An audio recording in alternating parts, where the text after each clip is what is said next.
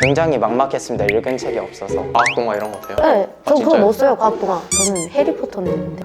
해리포터랑 저는 약간 생기부가 자소서의 근거가 되어야 된다는 말을 들어서 자소서에 딱 한 줄 적혀 있는 거를 정말 길게 풀어쓰는 형식으로 자소서를 써가지고 생기부에 없는 내용을 쓰진 않았던 것 같아요. 저는 대표적으로 이제 카이스트는 자율문항이 2문항이나 있어서 자율동아리가 저희 때부터 좀 축소가 돼서 자율동아리 내용을 다 못 적은 게 많아요. 근데 저는 자율동아리 부분이 제 고등학교 생활 중에 가장 의미 있다고 생각을 해서 자기소개서에 많이 녹였었는데 2학년 때 저희가 했던 실험이 싱크홀, 우리나라는 좀 발생하는 게 좀 작은 규모긴 한데 외국은 진짜 통째로 막 뚫려버리고 그런 경우도 있어서 근데 싱크홀을 예방할 수 있는 방법은 하나도 없고 좀 수습할 수 있는 방법 중에 좀 천문학적인 비용이 많이 드는 것들이 많아요. 그래서 선생님 두 분이랑 같이 했는데 싱크홀 어떻게 예방할 수 있을까 해서 집안 아래에다가 장력 줄을 하나 달아놓으면 장력의 변화 때문에 싱크홀을 미리 측정할 수 있지 않을까라는 아이디어를 시작으로 해서 실제 실험까지 했어요. 아크릴 수조 직접 만들고 거기다가 학교에 있는 일반 토양 같은 거 어떤 성분인지 성분 최대한 똑같이 하고 아스팔트 최대한 흉내내려고 페인트도 좀 아스팔트랑 비슷한 페인트로 해서 직접 만들어 놓고 실제 뚫고 싱크홀 발생하는 거 실제 실험을 해봤더니 장력 증가하더라 해서 이거 되게 좀 유용한 아이디어인 것 같다라고 해서 교육청 대회도 나갔었고요. 근데 그 부분을 적을 수 없어서 이제 자기소개서에 적었고 또 하나 아이디어 있었던 건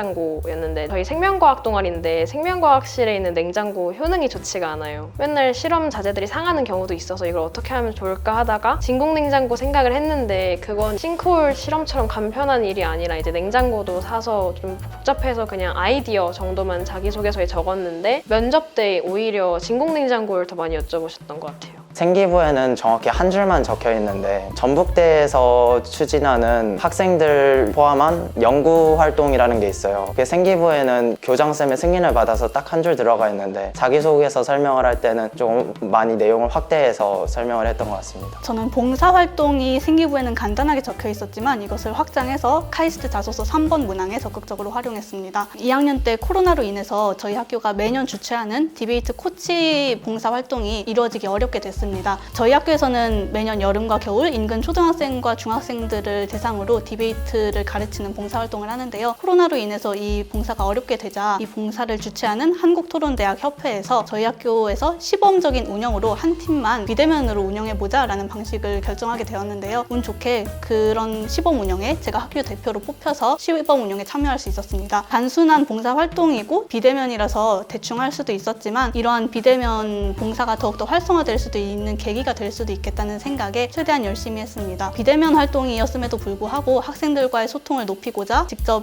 회차별 학습지를 제작해서 나누어주고 비대면 방식의 장점을 극대화해서 인터넷상에서 조사한 자료를 모아서 제출하는 학습지도 만들었고 이것을 제출 기한을 지켜서 학생들이 비대면에서도 과제를 잘 수행할 수 있게끔 구체적인 방안을 실행해 나갔습니다. 이로써 이 다음 학기 때부터는 이러한 시범 운영에 대한 긍정적 평가가 적극 반영되어서 저희 학교에서 더 많은 팀이 참가할 수 있게 되었고 결과적으로 비대면 디베이트 코치 봉사가 활성화되는 계기가 되었습니다.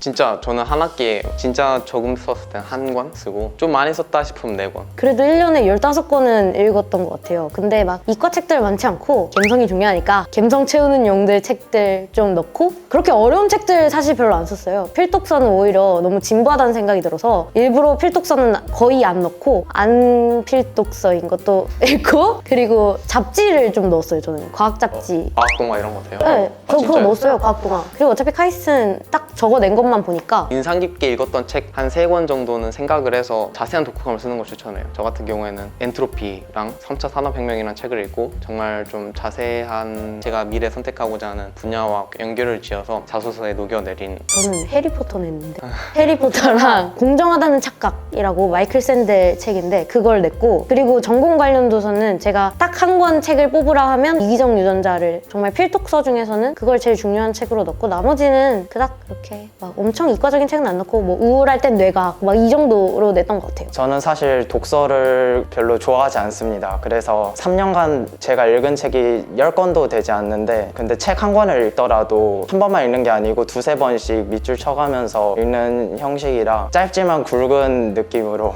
책을 읽었던 것 같습니다. 읽었던 책 중에 유명한 것으로는 다윈의 종의 기원과 양자혁명이라는 책을 읽었었습니다. 그 두 책을 읽으면서 물리학과 건축과랑 생명과학과는 이런 거구나 하는 그런 느낌을 키워서 그게 진로 선택에 도움이 된 것 같습니다. 저는 최대한 모든 과목에서 최소한 1개 이상의 독서를 하면서 다양한 분야에 관심이 있다는 점을 어필하고자 했습니다. 그리고 카이스트에는 자소서를 제출함과 동시에 자신의 인생에 영향을 크게 준 책 5권 목록을 올리게 되어 있는데요. 그때 올린 책 목록으로는 영어로 된 수학책인 The Calculus Story, 그리고 과학하는 여자들, 내게 다가온 수학의 시간들, 페르마의 마지막 정리, 그리고 4차 산업혁명, 교육이 희망이다, 이렇게 5권을 올렸습니다. 영어로 된 수학책은 카이스트가 모든 수업이 영어로 진행되기도 하고 글로벌한 측면에 관심이 많은 것 같아서 나름의 어필 전략으로 쓴 책이었습니다. 실제로 면접에서도 그 책을 굉장히 관심을 가지고 물어봐 주셨고, 그 책을 읽은 소감을 영어로 말해보라 라는 면접 질문을 주시기도 했습니다. 글로벌 측면과 수학에 대한 저의 관심을 동시에 보여줄 수 있는 책이어서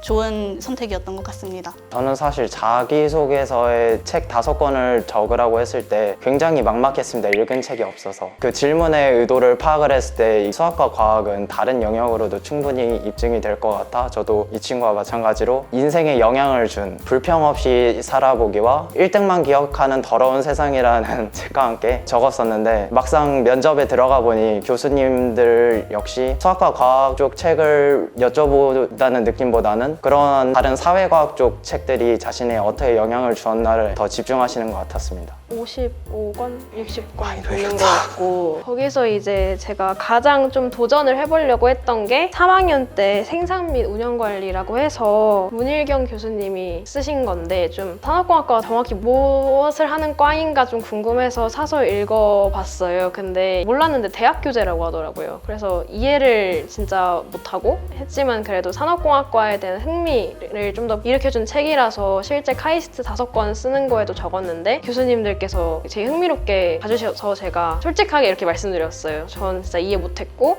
이해를 못했지만 흥미가 더 생겼다 했더니 그걸 더 좋게 봐주신 것 같아요. 한 40권에서 50권 사이 정도 읽었고, 책들이 여기서 절반이 전공, 그러니까 수학으로 다 채웠는데 그 중에서도 뭐 대표적인 게 미적분학의 역사 아니면 위대한 수학자들의 수학의 즐거움이라는 책도 있고, 페르마의 마지막 정리, 뭐 이런 책들 다양하게 읽었는데, 미적분학의 역사 같은 경우에는 저는 그냥 아무 생각 없이 읽었는데 나중에 다시 꼼꼼하게 정독하다 보니까 절반 이상이 대학교에서 배우는 내용들이고, 뭘지 내가 어떻게 읽은 거지 싶고, 나중에 가면 골드바흐의 추측이라고 해서 3학년 때 읽어서 낸 것도 있는데 이거는 이해 전혀 못한 상태에서 냈고, 그리고 실제로 그 면접관님들이 제일 흥미롭게 봤던 게 1달러의 세계 여행이라는 책이 있는데, 제목 보고 되게 흥미로워 하시더라고요. 어떻게 1달러 가지고 세계 여행을 하냐고. 근데 결론은 그냥 경제 전반적인 걸 설명한 책이었습니다.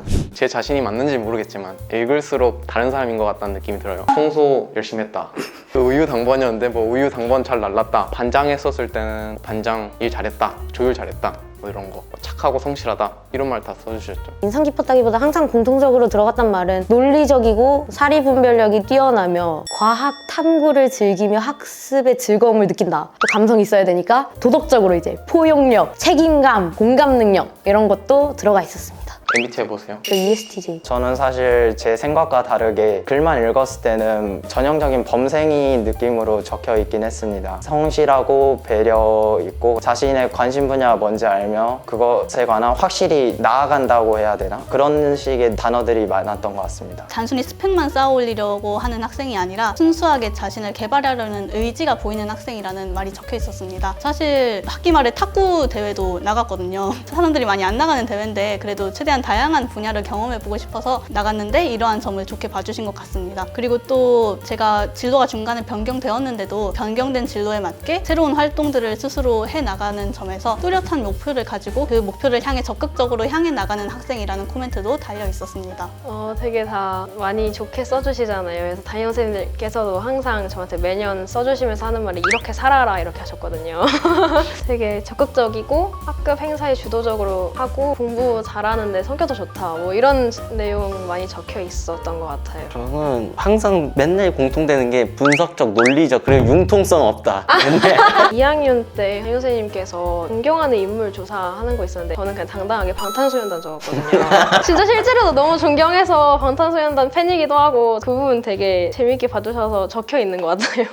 의대 갈라 하지 말고 카이스트 와라. 뭐 죄다 내신만 높으면 다 의대 간다 그래가지고 그러다가 떨어진 얘 두루 봤으니까 그냥 카이스트 와요. 왠지 안 될 것 같아도 어차피 수시 6장 안에 안 들어가니까 한번 써보세요. 그리고 막 카이스트 가면 다 과고 영재고 애들 때문에 밀리는 거 아니냐 그런 생각도 되게 많이 들 수 있고 저도 그런 생각 들었는데 생각보다 괜찮을 것 같은데 자소서 같은 거 쓸 때는 좀 진심이 많이 느껴지게 쓰면 좋을 것 같아요. 그리고 성적이 뭐 하나 삐끗했다고 해서 포기하지 말고 카이스트는 그런 거보다 활동 내역을 더 중요시 보는 것 같고 학교들이 주장하는 인재상이 정말 가식적인 게 아니라 정말로 원하는 게 맞으니까 그 인재상에 맞춰서 잘 준비하시면 될 것 같습니다. 서울대는 삐끗하면 떨어지니까 서울대 쓰지 말고. 그건 그렇지. 서울대는 삐끗하면 안 돼요. 서울대는 삐끗하지 말고 공대는 카이스트지. 네, 공대는 카이스트. 저는 저희 학교에서 최초로 왔어요. 사실 쓸 때 진짜 굉장히 무서웠고 전 솔직히 될 거라 생각 하나도 안 하고 썼거든요. 왜냐면 선배한테 조언 구할 데도 없고 근데 저처럼 이제 선배 없어도 활동 열심히 하고 하면 붙을 수 있으니까 카이스트 많이 희망하고 있으면 그냥 당당하게 무서워하지 말고 썼으면 좋겠어요. 저는 조언 구할 선배들이라고 해봤자 저희 할아버지 뻘의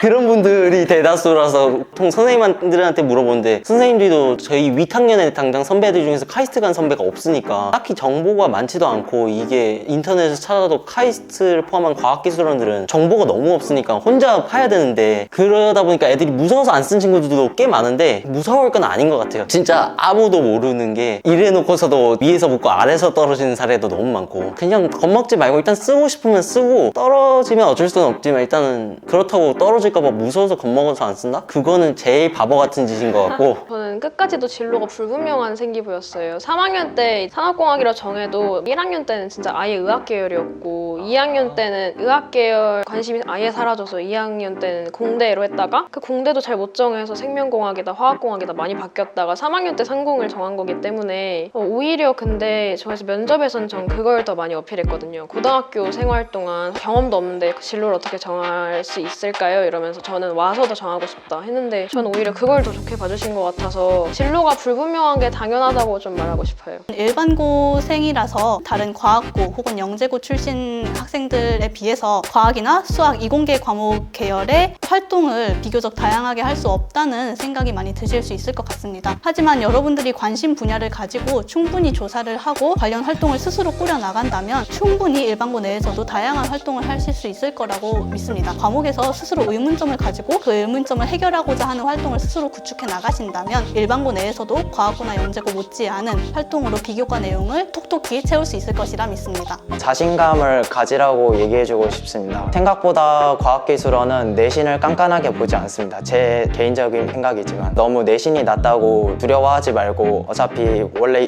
너는 6장 카드에 들어가지 않으니까 추가 지원 같은 느낌으로 자신감 있게 지원을 했으면 좋겠습니다. 구독. 좋아요. 알림 설정까지. 마지막에 멈췄어야 되는 거 아니에요? 아, 그래요? 구독과 좋아요 알림 설정까지 감사합니다. 구독과 좋아요, 알림 설정까지.